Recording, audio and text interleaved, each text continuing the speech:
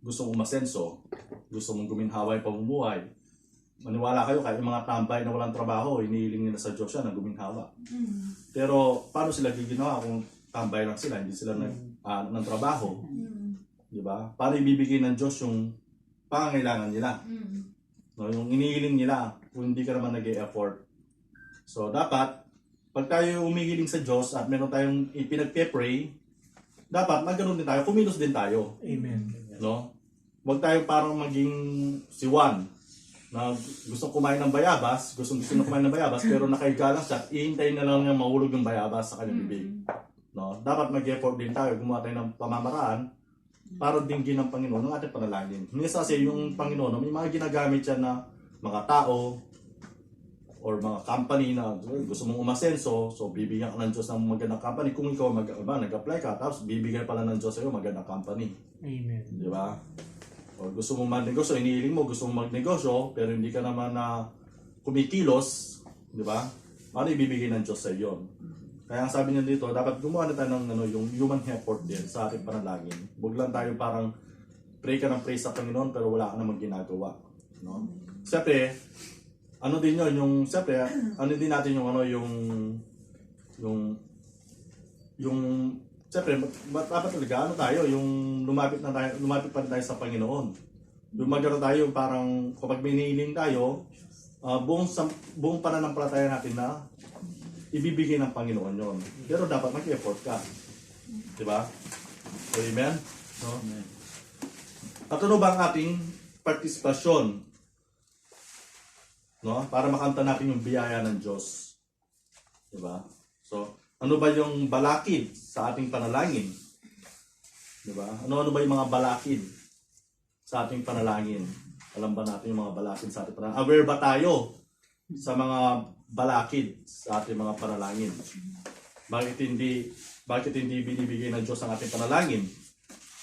Tapos, minsan, di ba, kinu-question natin na, Lord, ang tagal na natin na panalangin to, bakit hindi mo pa rin binibigay? Lord,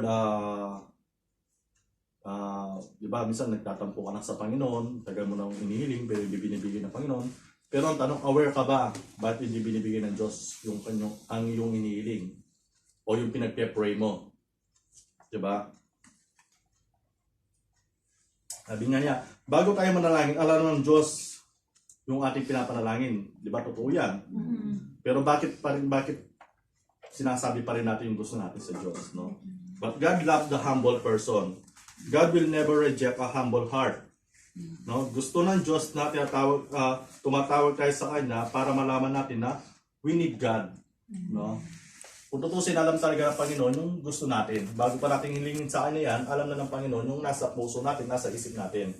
Pero gusto ng Diyos na malaman natin na kailangan natin siya.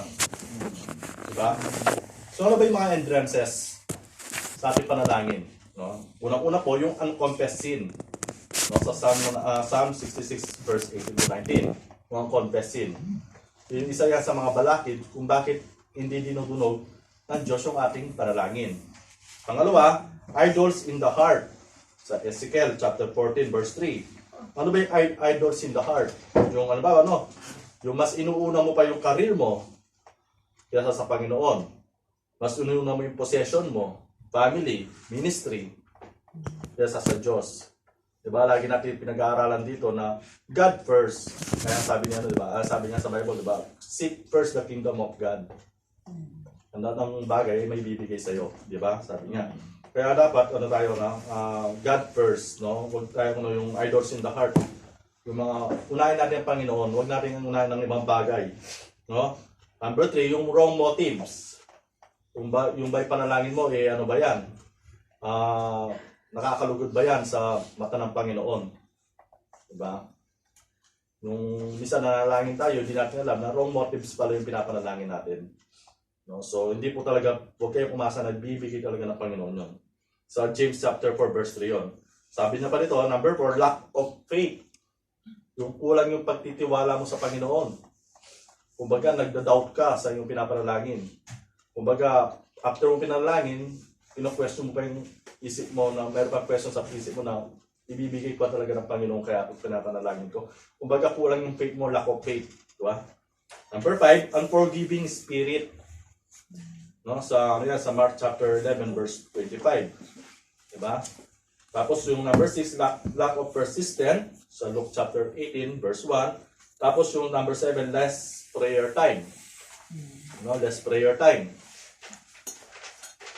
Yung less of prayer time, yung parang parang mas marami pa yung time mo sa pag-cellphone mo kaysa sa prayer mo. Tama. Mas marami pa yung yung pagte-telepono mo bago ka matulog, tapos magpe-pray ka, nasa 5 minutes to 60 minutes lang, pero hindi mo alam yung pagse-cellphone mo, umabot ka ng ilang oras. So less of prayer time, no? Isa po yan sa mga hindrance sa ating panalangin, ba't hindi dinudog ng Diyos yan.